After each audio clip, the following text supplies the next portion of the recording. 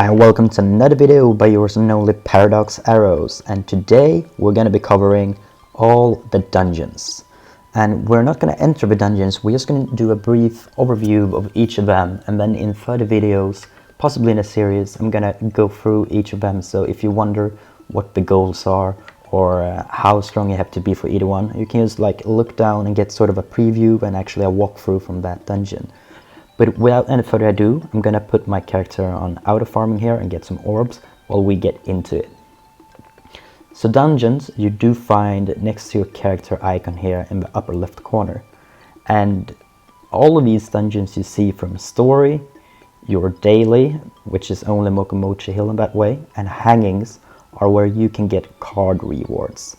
And the card rewards will actually be your most efficient way of overall growth, because you're gonna get the T cards that you do need depending on which one you enter, and that's sort of what I want to cover today, like what tier levels will you get from each region.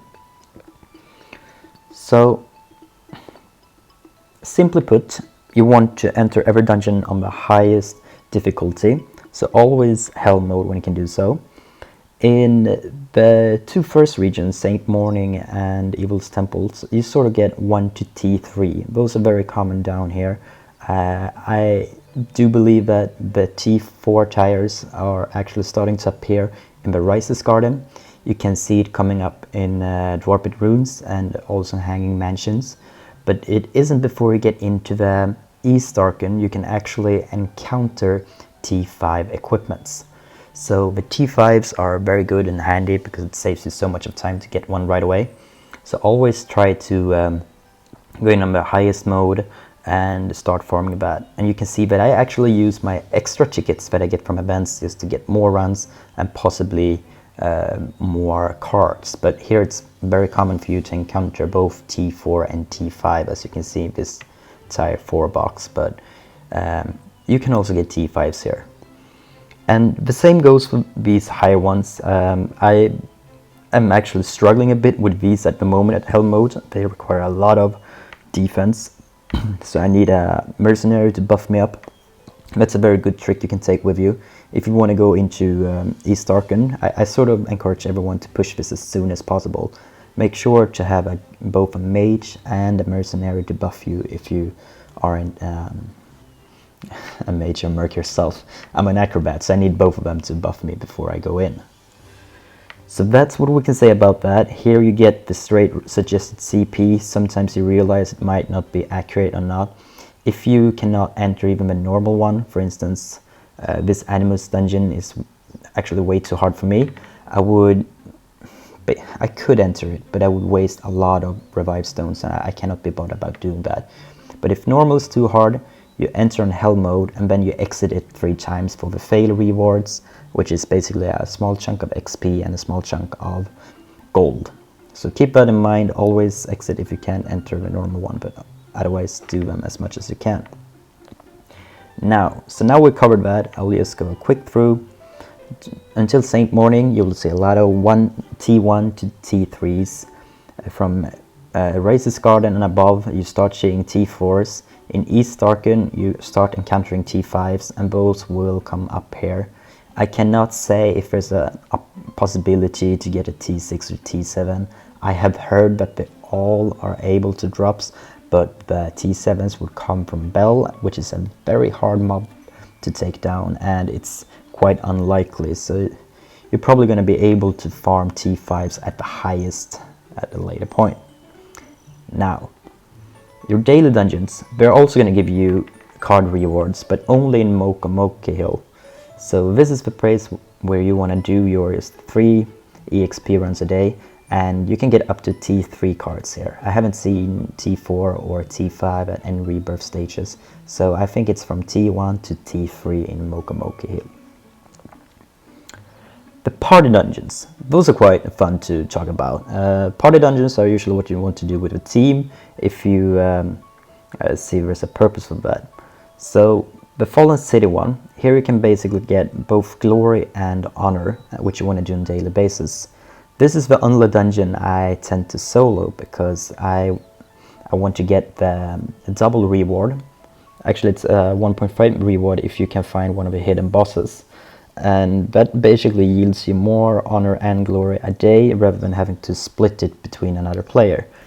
It's not necessarily a selfish act, but it's just I do need to accumulate glory and honor, so I'll take that decision.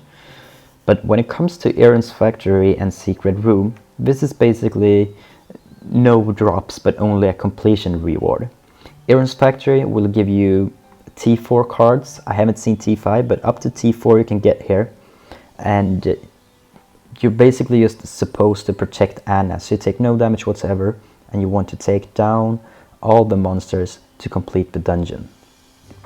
For Secret Room, you're gonna be going through gates, and behind one of the gates you can find a hidden boss which is gonna give you a clear reward ×2, so you will get 1,200 bead powder rather than 600 a day, so it's good to find it.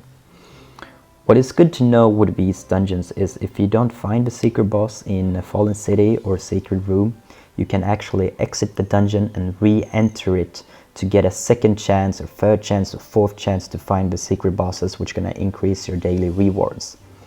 But you might be thinking, like, at what stages can you enter these? Like, what is the recommended CP, as you don't have that option. As you can see here, you see the suggested CP, but they're not visible for the party ones.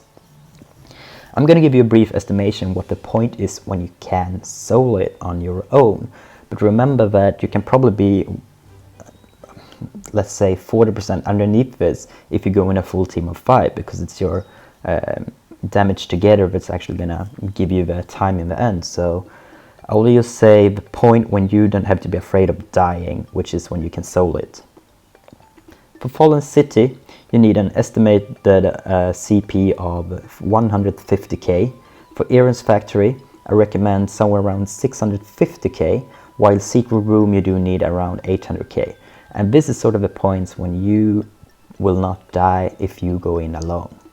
This basically means that you could be around 500 and even 400k in Secret Room, because you can kite the final boss.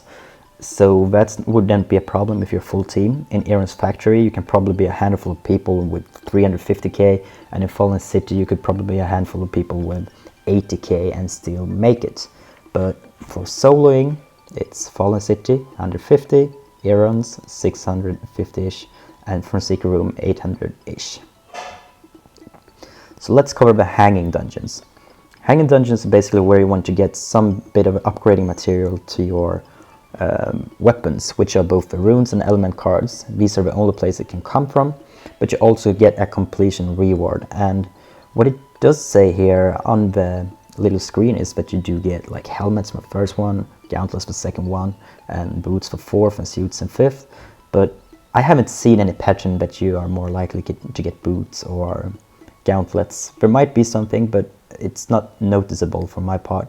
So I'll just let you know what the estimated values are to solo these, and I always recommend you do it with a team so all of you can get the completion rewards. But if you just want to farm on an alternative character, some upgrading materials, you have to roughly be at 75k for Madron Town, 350k for St. Plain, 500k-ish for Dwarped Runes, and 950k for Decanes.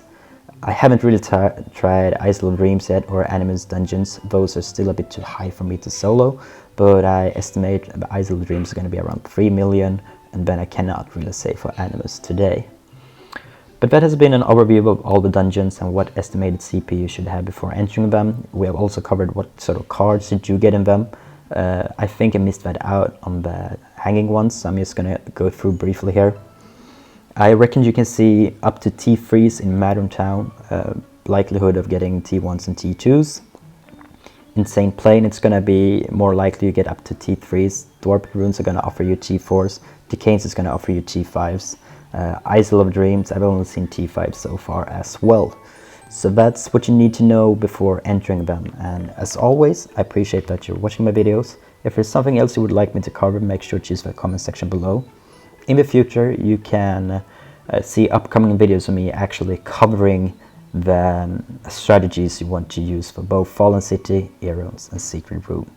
But this has been Paradox, and I'm gonna wish you all a great day, and I will see you in the next video.